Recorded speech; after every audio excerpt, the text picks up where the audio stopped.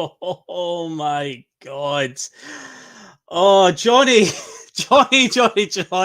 We got there in the end. We got something on the board and it keeps us just in with a shout. But my word, I've been through the ringer watching that one. But yes, it is P.M.P for Scotland, Switzerland, a one each draw. So it keeps us in with a shout. And yeah, as I promised earlier on, 2 shows on the Bhoycie Bus in one night, and I've been on both of them as well. So sorry if you're sick of the sight of me already, but there you go. I said I would front up the Scotland content, and yeah, thankfully Scotland have given us something a lot more positive to talk about than the last P.M.P we did. So yes, we're going to get into that very, very soon. But of course, dear viewers, before we get any further, of course, let's remind you, hit that old like button, do all that good stuff that helps us out, the old algorithms. So hit that like button, hit that subscribe button, tap the old bell notification to be alerted when we're on the road. As we've seen over the last 2 weeks, this bus has been on the road quite a lot. Of course, get involved in our comment section. Let us know what you thought of the game and what you think Scotland's chances are of getting that elusive knockout stage place. Are we finally going to do it? And of course, you can share the link of the Bhoycie Bus far and wide on whatever social media platform you wish. I'm going to head over to piesports.com, get some celebratory pies in for that great result tonight. And yes, you can use that code BUS1888 and get 12.5% off your order. Oh my God, Johnny, and breathe. We can rest. Yeah, it was typically Scotland. It was never ever going to be easy. And yeah, I'd say given what happened on Friday night, it would have been difficult to play worse than what we did on Friday night. But at least tonight we showed a bit of pride in the jersey. Wasn't perfect by any means, but by hook or by crook, a little bit messy, a couple of corners cut here and there. We've kept ourselves in with a fighting chance. And from our point of view, when you've got 3 group games, you at least want to get to the third game with something still on the line. And 4 points is still there to be had as it stands right now. So from that point of view, first and foremost, Johnny, I guess we can say at least they've given us that so far. At least we know where we stand now going into the last game. Yeah, I think we can say at the minute we're still breathing, but the patient's in a serious condition, shall we say. I don't fancy our chances, to be honest with you. But like you said, get to the third game, have something to play for. As a Scotsman living in England, we desperately needed to get to the third game. Yep. Because some of the stick that I've been having to take over the last couple of weeks and the last 20 years has not been easy to live with. Yep. But we're still in there with a fighter's punching chance. Yeah. If we can just land that punch, I don't know whether we can, but it'd be nice to think we could do it. And for a spell today, I thought we were, as I said to you before you hit the live button, first target today was not to get beat. Yeah. Which we didn't do. We didn't get beat. Preferably win the game and need a point on Sunday rather than the opposite way around. Get the draw today and need a win on Sunday, because as we said on Friday night, although our predictions on Friday night didn't go as quite according to plan, we quite fancied Switzerland to Hungary rather than beat Switzerland, didn't we? Yep. We thought we had it the good way around. But I've seen enough from Hungary today against Germany, despite they got beat 2-0 in the end. Still seen enough from Hungary to think, they're a dangerous mob. And we're going to have to play well and ride our luck. And it would be nice if we actually scored a goal. I know. I know apparently they've given that goal McTominay, but that is not McTominay's goal. I know, what is it they say the rule is if it was on if it's going on target, it still gets down to the guy that's had the shot, but if it was going off target, then and it gets deflected in, it goes down as an own goal. It may well have been going on target, but it was going straight into the goalkeeper's arms. When it took the deflection, there was no way that's because if it doesn't take the deflection, that's not going in. So that's not McTominay's goal. I don't care what anybody says. I'll never believe that was McTominay's goal. But hey, they've given it to him, and more importantly, they've given it to Scotland. Yeah, we actually scored a clean goal of our own, and in fact, it'd be nice if we scored 2 or 3 clean goals of our own on Sunday night, because I think that would put us through. Or 4 points, does that definitely put us through? Yeah, I was the show that I did on Monday. Got so many shows at the moment. Monday night, I brought up the graphic, and it was since 3 points for a win was introduced at tournament football, which was the '94 World Cup, which surprised me. I thought it was earlier than that, but apparently it was '94. And that was a 24-team tournament, same as this. In Euro 2016, the last Euros, and obviously this one, 24. So every team that gets 4 points in all those tournaments has went through. Every single team. I heard who. I think it was. Is it Gabby Yorth that's doing it on the telly tonight? I think I heard her say that every team that's finished third on 4 points is always qualified. So goal difference wouldn't be a factor. If we finished on 3 points, well, we can't now, obviously, but had it been a scenario where we lost tonight to Switzerland but beat Hungary and finish on 3 points, we definitely would go through, because our goal difference is horrific, and it would be up against the other third place teams. That's what it would come in. Because I saw something, I think David had messaged me the other night and says it's the tiebreaker is still record against, but that's only with the teams in your group. When it comes to deciding the best third place teams, it's goal difference, because we haven't played the other teams that finished third. So our goal difference was out the window before this game even kicked off. And but we've got the point now. It's 4 points or bust. We know where we stand going into it. But let's talk about some of the positives in the game compared to Friday night, when there was no positives to talk about. But again, I think within a matter of minutes, we already had won a corner, which right away it was like, oh, geez, we're already up the park and we've won a corner. But I think something that was very indicative of the night was our delivery for set pieces was horrendous. And what's something that we find ourselves saying a lot about Scotland being that plucky underdog team, how important set pieces are. Our corner deliveries were abysmal at times. There was one that we came close on, with Shea Adams ran round the back post, got a decent enough connection on it, but the keeper saved it. And of course, the other one that's standing out is the header from Grant Hanley. It was actually a decent free kick, a decent set piece delivery.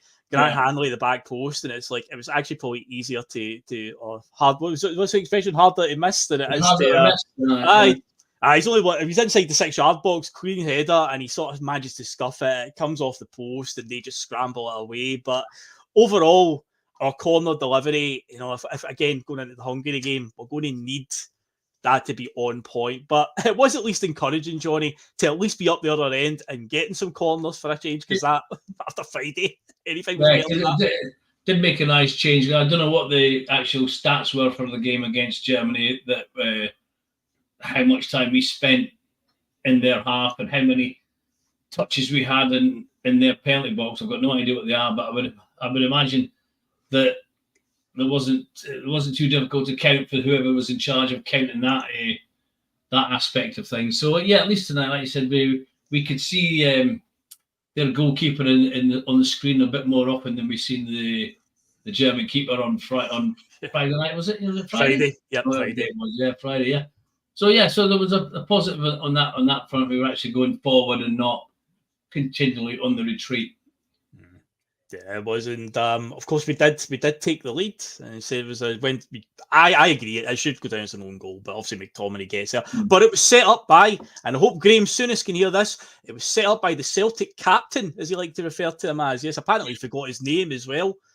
Whatever, Graham. But yeah, obviously McGregor lays it up for McTominay, obviously gets his shot in, and Fabian Schär can't do anything about it as it hits off him and deflects up into the net.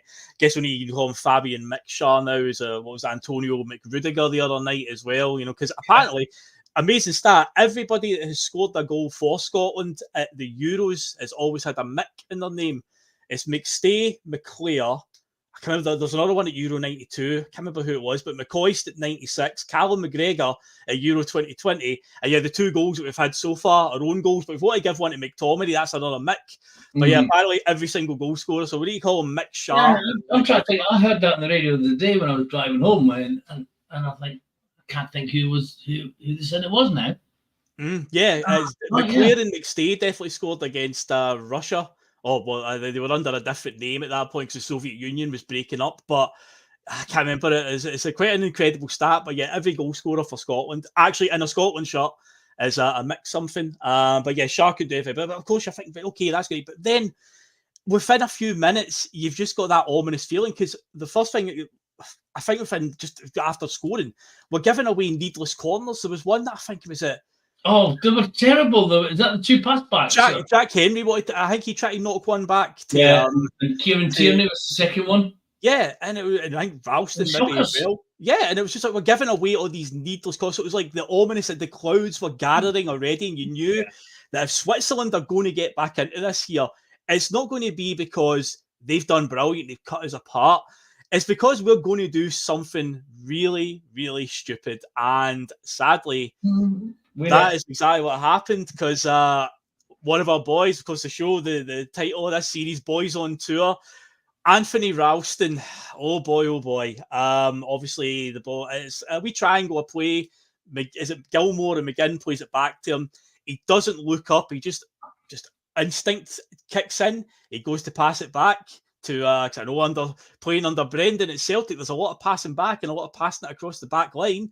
So I wonder if instinct is kicked in there. But obviously, he's ready to play back to Angus Gunn. He's not looked up, obviously. And Xherdan Shaqiri, who, admittedly, when I did the preview show, I talked about Switzerland's lineup and I said, I don't think we've got much to worry about Shaqiri. He's pretty much past his best now. But I did say, hopefully he doesn't roll back the years against us. But my word, what a finish that was. I mean, I know Ralston puts it on a plate for him, but here's the thing. Shaqiri doesn't need to take that first time. He doesn't. He's got enough time and space there to control that, run in and slot it by Gunn. But he has been savvy enough to look up because Angus Gunn has came off his line a bit because Gunn has noticed that the ball was short. So he's came off the line.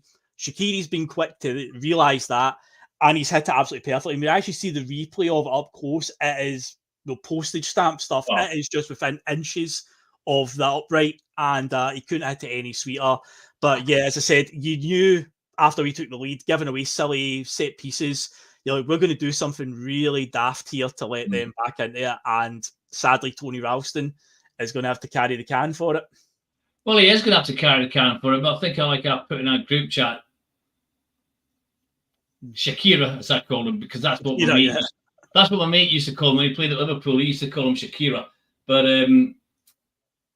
he still had quite a bit to do on that. Like, it wasn't straightforward. And another coat of paint on that goalpost, and that's hitting the post.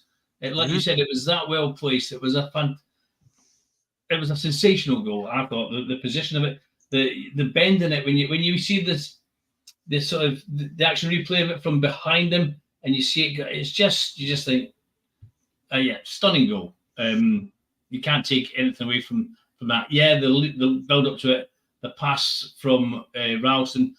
It's not the first Celtic player this season who's paid the price for playing the ball blind. Celtic captain, as Mr. Souness calls him, in the Derby game at Ibrox, fell victim to the same thing a couple of times, I think, didn't they? Playing the blind pass, It looks good when it comes off, but you've got to look up and see where you're putting the ball. Yeah, and know that there's somebody there to receive the ball when you're putting it there. You don't play blind passes at any level, never mind international level. But he played the blind pass, paid the price for it. Aye. And if I'm being honest, from then on, I just thought our best chance was holding on to 1-0. Yeah, it did feel like that. I didn't really fancy us to go 2-1.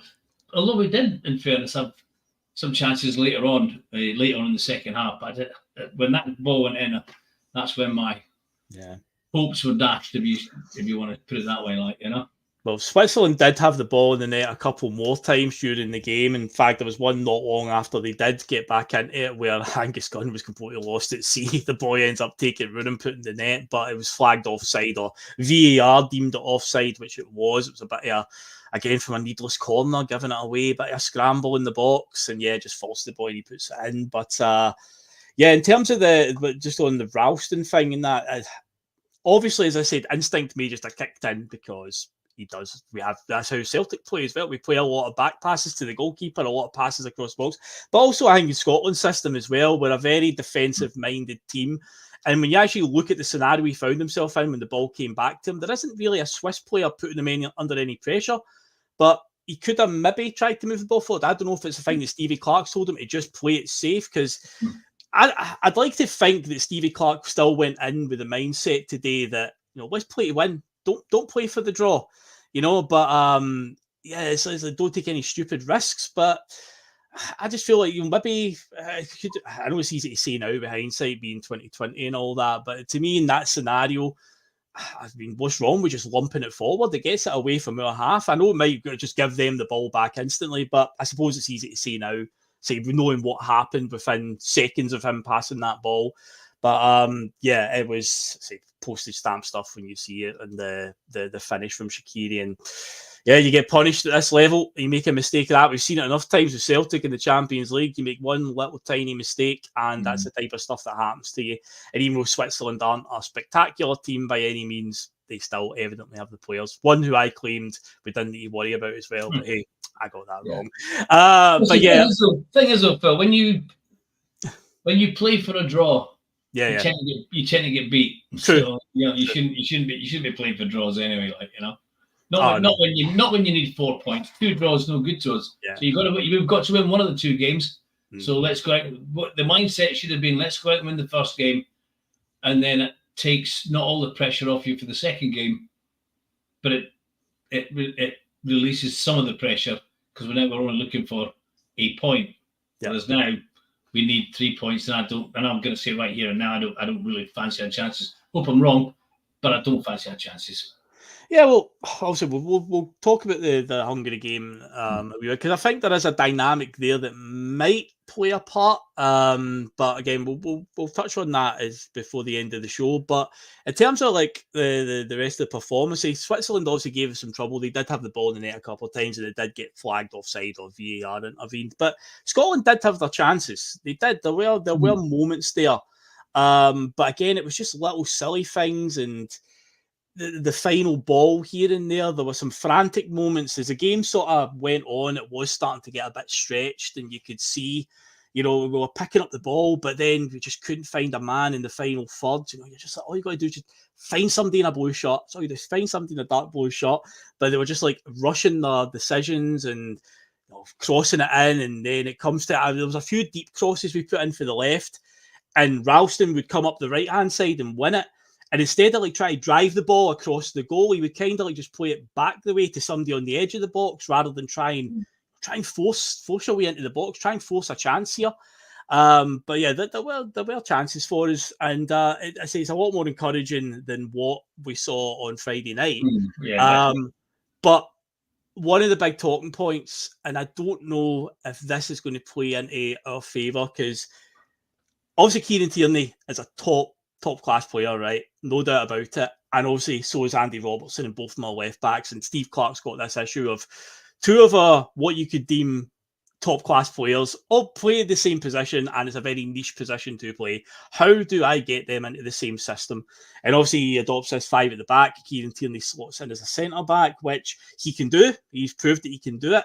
But with a game coming up on Sunday now where we need to win, it might work to our advantage that we need to be a bit more attack-minded rather than setting up with 5 at the back, very narrow. Because one of the problems that I found just before the Tierney injury, I felt we just lack so much width at the moment. Like, we're coming forward in the final third. We've got one striker up top who's isolated. McTominay's tried to get up there and help Che Adams. We're taking it out wide and relying on Robertson coming up one side or Ralston up the other, and Switzerland are cutting it out.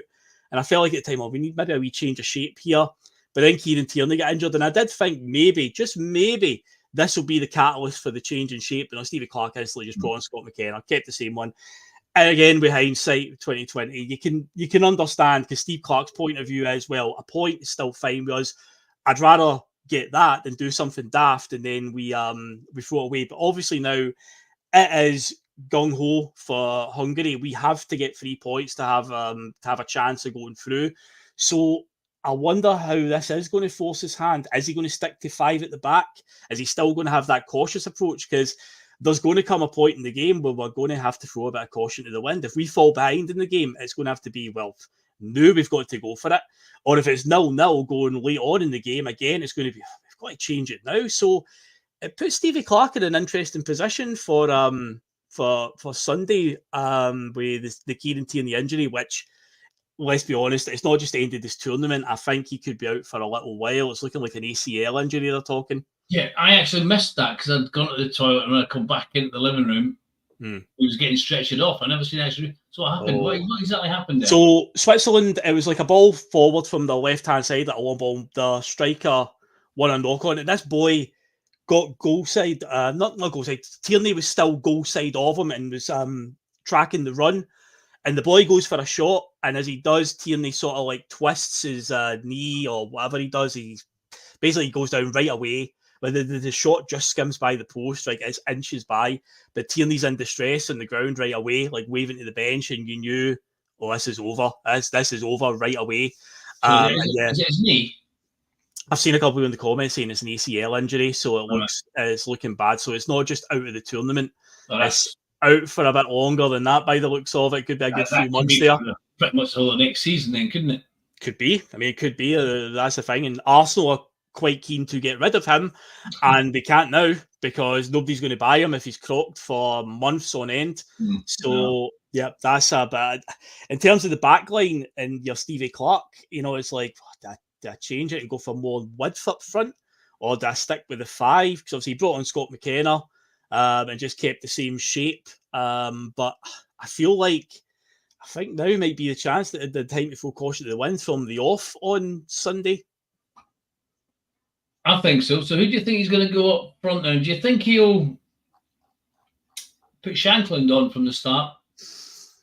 Che Adams is an interesting one because, against Germany, it's hard to really judge Adams because what did he have to work with? Well, nothing. Everybody was terrible. Tonight, there was a point in time late in the game where I was like, is Adams still on the park? Like, genuinely. So Shankland only came on at the very, very, very end. I couldn't understand that at all. Yeah. What's the point of bringing Shankland on with 2 minutes to go, whatever it was? But I think he might go with Shankland. And if I'm being honest, if you had to put your money on Adams or Shankland having one chance and one chance only in the game on Sunday to score, who would you put your tenner on? I think going by his record last season, Shankland is probably. I think I'd put my money on Shankland as well. I don't know an awful lot about Shea Adam, really, to be honest with you. But I don't see much. I don't really follow Southampton. Yeah. But I think going on goal scoring record, one chance at goal, and that's all he's going to get, and he'll really score it. And I think I'd put my money on Shankland out of the two of them. Do you think he'll play Forest, try and give us a bit of width somewhere? If we're going to go for width, Forest would have to play because in the team we don't have many other than James Forrest who, I know he did a fantastic job for Celtic in those last years, but pace isn't something that he's got a lot of now, but at least he is a natural winger. Ryan Christie would maybe go out wide, or Lewis Morgan might be the one who'll throw in there. But this boy Conway, they said that he can also play wide forward, and I've said in a couple of shows recently, could he be the sort of guy you throw in there, the surprise, the X factor, the guy that plays with no fear? Could it be his, his coming of age essentially? That he has the big moment. But yeah, I just feel like we need some more natural width. But again, then who drops out and whatnot? Because Gilmore, obviously tonight I felt Gilmore was decent, holding on to the ball at times. I thought he came in, did absolutely fine. McTominay is definitely one of our better threats. McGinn, I agree. I think tonight he was a bit off it, but again, he's John McGinn. So, and then Callum McGregor. So it's like, who does he drop out of them? So he's got a bit of thinking to do here ahead of this one. It's no cut and dry, but and it is my biggest concern with Stevie Clark is how brave does he want to be? That's the thing that's always concerning about him. He's a very defensive-minded and conservative-minded manager. But there is now going to come a time on Sunday, maybe from the very first minute, that it is win or bust. We've got to go for it from the off, because if we fall behind early on especially, it could be a very, very long evening for us, Johnny. Oh, yeah. It's definitely a case of Sunday is definitely a case of shit or get off the pot, yeah? But the other thing with Forest is Forest can give us two options, really. He can play wide, left or right, but he's not bad. He's not bad for a goal as well. Yeah. I mean, I sometimes think Forrest is almost. I can't make up my mind whether he's a wide player or a frustrated striker at times with Forrest, which I think is why he's got quite a decent goal return for a wide player. Because when he comes in, I think he carries more of a goal threat than a lot of wide players do, and certainly more than some of the wider players we have at our disposal for Scotland. So I think Forrest could be utilised for two things: playing wide, but also he's a goal threat. And let's face it, we're going to need all the goal threats we can. We do exactly. Which is why I'm thinking Shankland. I think Shankland will get the nod on Sunday. In fact, I thought he might have got the nod today, and I think it wasn't down to Adams' performance on Sunday, because his performance wasn't down to him on Sunday. His performance was down to the lack of the players behind him on Friday, I should say, or whatever day it was. Yeah, Friday. So I think that's what saved Adams for today. But I don't think he'll play Adams on Sunday night. I think he'll go for Shatland. Yeah. Well, smell the gloves comment, I think, is quite accurate. I think Lyndon Dykes, even though he's not a prolific goal scorer, he is so vital to the way Steve Clarke wants to play, with his hold-up play, and he allows the midfield runners to come into the game. But we're lacking that right now, and sadly, Shankland isn't tested enough at this level. I know he scored a decent amount of goals last season in the Scottish Premiership. Adams, I think, started the season okay for Southampton, but I think he had an injury for a lot of it, and he did, yeah. He's probably been a really prolific goal scorer anyway in his career. I say Tommy Conway is the unknown factor, essentially. He's the X factor here. Could he be a secret weapon? So we're going to have to rely on, again, set pieces, midfield runners and whatnot. But yeah, I think it will be Shankland. I've said that for the two games so far, and he's stuck with Shea Adams. But again, Steve Clarke's got to look at it and think it's no work so far. And it's like, you've just got to go for it now. You've just got nothing to lose at this stage, because most people had written Scotland off anyway. Most pundits had thought Scotland will just do what Scotland do best here. They'll just go out in the group stages.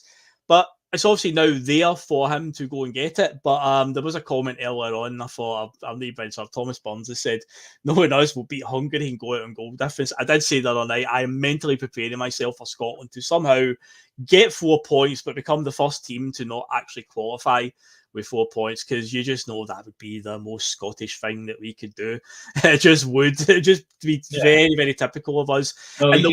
I've no idea how old Thomas Burns is, but I'm well used to things like that over the last 40 or 50 years with Scotland. I've seen it so many times. But I'm just wondering whether, I was thinking, why didn't Clarke go for either bringing Shatland or this young lad Conway on with maybe 10 or 15 minutes to go tonight to try and get 3 points? But I think Clarke was probably thinking, let's secure by that time. I'm not saying this is how he set the game out, but I'm saying that by the last 10 or 15 minutes, he was just thinking, let's make sure we get a point.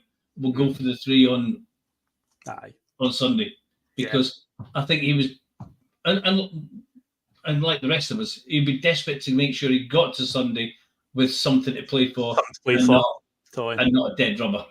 Yeah, because Russell's actually said that in the chat, but could we have went for a bit more in the last 10, 15 minutes? And again, watching it, you do think Switzerland are there for the taking. They weren't outstanding. They did have a threat on the counter-attack. They had a lot of pace up front, and I see a couple of the goals that they put in the net were down to just, but obviously offside played its part. But yeah, just down to the sheer pace that they had, they were great on the counter-attack. But I think from Switzerland's point of view, as the game went on as well, they're looking at it, they're on 4 points for a draw, so that's putting them through. So thinking, we don't want to blow this in the last 15 minutes. Yeah, because we are affected. I mean, if we're saying if we get 4 points, we're through. Well, they're getting 4 points tonight, so they're through. Yeah. So effectively, Scotland. Effectively, it's a straight shootout for third place on. I haven't said that because Switzerland have got to play Germany, haven't they? So Switzerland are now on 4 points. Yeah, Switzerland are on 4. So I mean, if Germany were to beat Switzerland, which you would think they would, but Scotland would have to, and I mean seriously, destroy Hungary to finish second in the group. But I say baby steps here. We'll crawl before we walk. We need to finish third first and foremost. The most agonising bit though, Johnny, see, because we're in Group A. We're the first group to finish. I think Group A and Group B conclude on Sunday night. So say Scotland do it and they get the win and they're sitting in third place, we won't know the outcome until all the groups have concluded. I say 4 points is a pretty safe bet, but I say I'm still mentally preparing myself for, you just know something. This would be in Scotland. Having said that, Phil, the goal difference between Scotland and Hungary can't be that vast now. I mean, we lost 5, 6, and they've lost. We're on -4 and they're on -4. They lost by 2 goals and 2 goals. Yeah, -4, -4. Okay. Yeah. So even that's one of the dynamics I wonder going into Sunday as well, as Hungary, even with 3 points, but they would have a horrific goal difference. Hungary would have to beat us, to get back up into even or break even in their goal difference. They've got to beat us 4-0, which touch wood. Touch wood isn't going to happen, hopefully. Oh, yeah. But, we have shipped 5 goals already in this tournament. And so Hungary will still look at it. Well, we get 3 points here. But the likelihood is 3 points with that much of a minus goal difference, they're not going to go through. But they'll still be out to try and get the victory by as big a win as they can to give themselves a chance. So there's going to be a threat there. They're going to be dangerous. But it's from that point of view, say they're still going to cause problems, and then obviously they've got Szoboszlai, who plays for Liverpool, who's obviously pulling the strings in the midfield. They've also got this big unit up front as well that came on against Switzerland. It's became a bit of a meme online. He's an absolute tank, the number 9. He doesn't look like he's a footballer. It looks like he could be like a mixed martial artist or something. He is an absolute monster. So I don't fancy if he starts the game up against some of our centre backs, but they're going to find a threat. And to go in, and Steve Clarke's going to be smart enough to know that, okay, I know Hungary are in a bad position, 0 points and -4. But stranger things have happened. They could still stick 4 goals past us.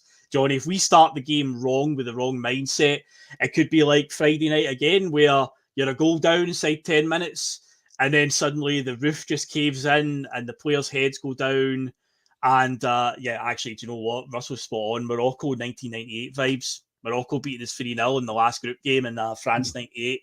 Yeah, something like that could happen quite easily. So the attitude has to be right for the very, very start. I know Hungary are in technically a worse position than us right now, but that shouldn't be a factor in the players' head. I don't think that's a marker, really. We need to go in, know what we need to do first and foremost. Yeah, I don't think those Hungarians are a bad mob. I didn't see all of the Hungary-Germany game today because I was kind of distracted watching somebody else giving us their Celtic story. So I was dipping in and out of the Germany. I had it on my phone, but I've seen quite a bit of the first half. They didn't look too bad. I think the Hungarians are a decent team, and I think we're going to have to be better than average to get something from this game on Sunday night. And I hope we do, because I wanted to set my holiday off on a nice start. I'll be getting ready to fly to Turkey on Monday morning. Yeah, as a passenger this time, Phil. As a passenger this time. Oh, okay, that makes a change. Yeah, good stuff. So so I'm hoping to get my holiday off to a good start and rely on Scotland to do it on Sunday night. I will. And the thing is, well, with this dynamic with the third place stuff, I don't know how they work out who the third place teams go and play, because when you've got a 16-team tournament or a 32-team tournament like the World Cup currently is, but I think that's changing to 40 teams in the next one, of course. The Euros previously were 16. It's nice and easy. Like the winner of Group A plays a runner-up in Group B, and winner in Group C plays a runner-up in Group D. Nice and easy. But nowadays, when you've got this dynamic of the third place teams, 4 of the best third place teams go through. I don't know how they work it out, who goes where, who gets seeded or whatnot, what the path potentially is. So again, it's a waiting game for Scotland if they manage to do it. So we need to wait till all the other groups conclude.